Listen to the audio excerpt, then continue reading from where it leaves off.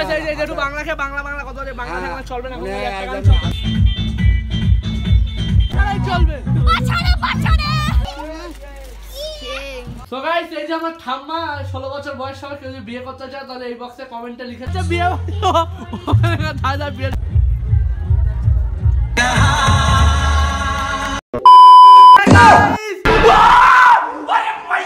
Back to my channel অনেকদিন পরে একটা নতুন ব্লগের সাথে স্বাগতম। ব্লগ করছি নমস্তে কেন ভাই ও বিষয়টা আছে বাড়ির পাশে কালী পুজো কি ভাই উল্টো পাল্টা বকছি মানে অনেকদিন পরে ভিডিও করছে তার জন্য। তো যাই হোক আজকে ব্লগটা শুরু করার কারণ হচ্ছে বাড়ির পাশে এক জায়গায় বিয়ে বাড়ি মানে হচ্ছে সুন্দর সুন্দর মেয়ে খাওয়া দাওয়া আর ওল্ড মগ। আচ্ছা মুখটা ধুই তবে বাকি কথা বলবো না এরকম ভাবে কেমনটা লাগছে দেখতে। এই চেষ্টা করার একটা কারণ হচ্ছে অনেক মেয়েরা আসবে তার জন্য একটু তো সাজগোজ করতে হবে। ऐसे में बड़ा सख्त लौंडा हूं।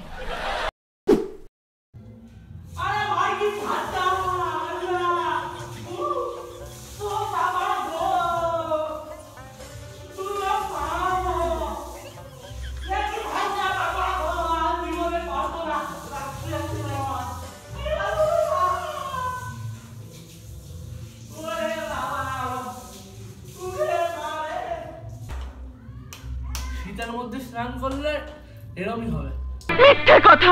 তো গাইস এই জাস্ট ছয়মাত্র স্নান করে উঠলাম মুখটা ফর্সা ফর্সা লাগছে কিনা বলবে। এই যে এই প্যান্টটা পরবো আমি আর এখানে জ্যাকেট আছে এইটা গরিব মানুষ এই যথেষ্ট। তো গাইস আমি হয়ে গেছি রেডি আর এই দেখো কিরা চলে এসেছে দিস সময় দাদা এই দুবার খাই বিয়ে বাড়িতে কবার দুবার না সরি চারবার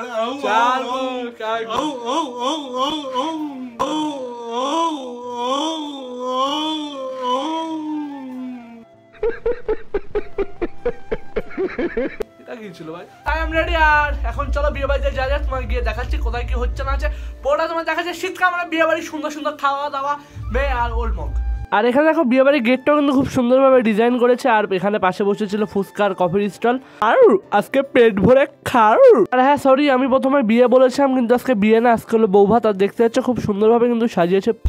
বিয়ে শুরু হয়ে পারলো না খাওয়া শুরু হয়ে গেল। তাই কফিটা খেতে কেমন লাগছে তোমার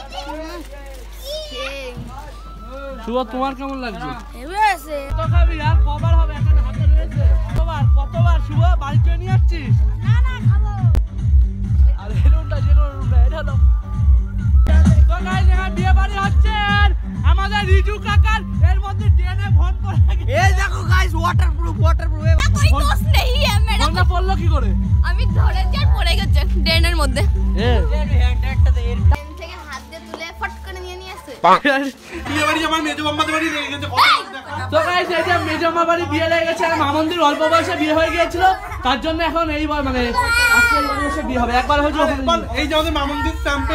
তো গাইস এটা হচ্ছে মামন্দির স্যাম্পল আর এটা হচ্ছে মামন্দির কি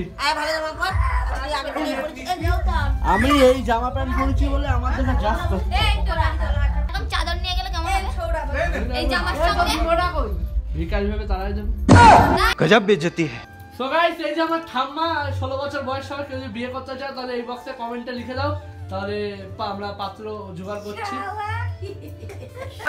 জিও গুরু আমরা রিজু দা পুরো তৈরি হয়ে গেছে আর গৌতম তুমি তৈরি হয়নি গুড্ডু আমার বিয়ে এই যে আমি ঠিক আছে অন্ধকারে বুঝাচ্ছি না বুঝাচ্ছে এই যে একটা প্যান্ট বইছে এই যে শুজ এই যে আমার গাইস এখন আমরা যাবো গিয়ে খাবো গিয়ে মেয়ে ডাকবো গিয়ে এই বাড়ির জন্য টিফিন গাড়িতে করে নিয়ে আসবো আমি পাড়ার দুয়ারটা মহিলা এমন আছে যে পাড়ার টিফিন বক্সটা বাড়িতে বালতি তারপরে ঘটি বাটি সব নিয়ে চলে যাবে বাড়ি কি বলছেন কি গাইস এই যে আমরা রিজু কাকা যে ফোন বললাম আমরা ডেনে পড়ে গেছে এখন ফোনের অবস্থা এরকম রিয়েলমি জিটি মাস্টার হ্যাঁ এটা নিউ জেনারেশনের ফোন নতুন আইফোন। তো গাইস চলো ভাট বক মানে ওখানে যাবো খাবো দাবো মেয়ে দেখো চলো ওই যে সামনে হচ্ছে বিয়ে দাদা বিয়ে কোনটা কি গান চালাবো বাংলা গান হয় নাকি আবার যেমন কি গান বাংলা কি গান আরে এখানে এখনকার যুগে গান চলে পাছাড়ে আর ওখানে এখন মনাইটু ওই যে মনাইটু এখানে বলে যে পাছাড়ে চলবে পাছাড়ে লোক চলে আসবে আপনি ডান্স করার জন্য মনাইটু তুমি একটু মনা খেয়ে তো গাইস মনাইটু বলছে বাংলা গান চাইছে কিন্তু আমরা বাংলা গান চালাবো হয়েছে এখন আমাদের একটা গানে চলবে তো এই যে একটু বাংলা কথা বলে বাংলা থাকলে চলবে না কোনো একটা গান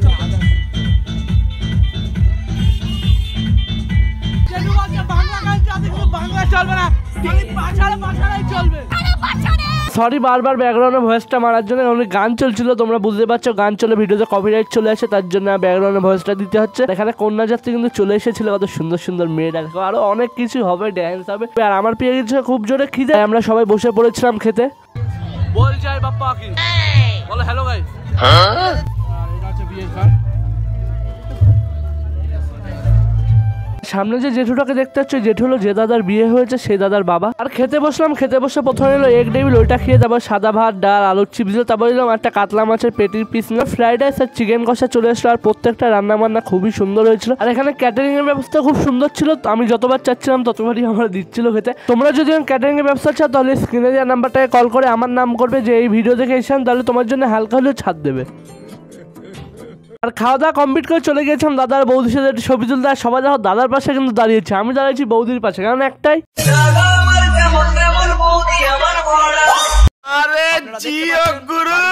আর দাদারে বৌদিরে দুজনে কিন্তু দেখতে খুবই সুন্দর লাগছিল। আর এই বছরে আমার মনে হয় এটা সব থেকে বেস্ট বিয়ে বাড়ি আমার হবে।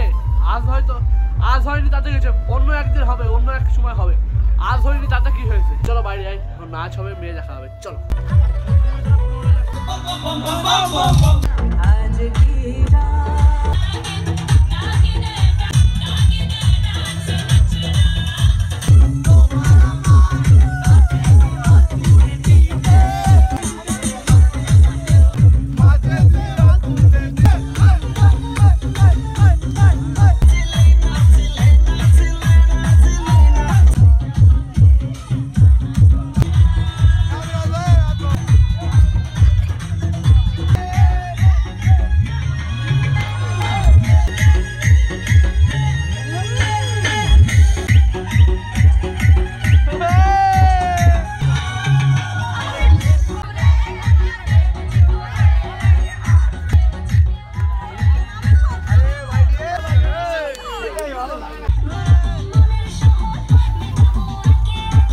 আর এখানে যে বম্মাকে দেখছো, ওই বম্মা হলো ওই বৌদির মা। আর দেখতে হচ্ছে বৌদি যেহেতু চলে যাচ্ছে, মানে এই বাড়ি চলে এসেছে, তার জন্য বৌদির মার একটু মন খারাপ, এটা স্বাভাবিক হওয়ার বিষয়। কিন্তু ছেলে মানুষ যারা যে বিয়ে করেছে তার আলাদাই মজা।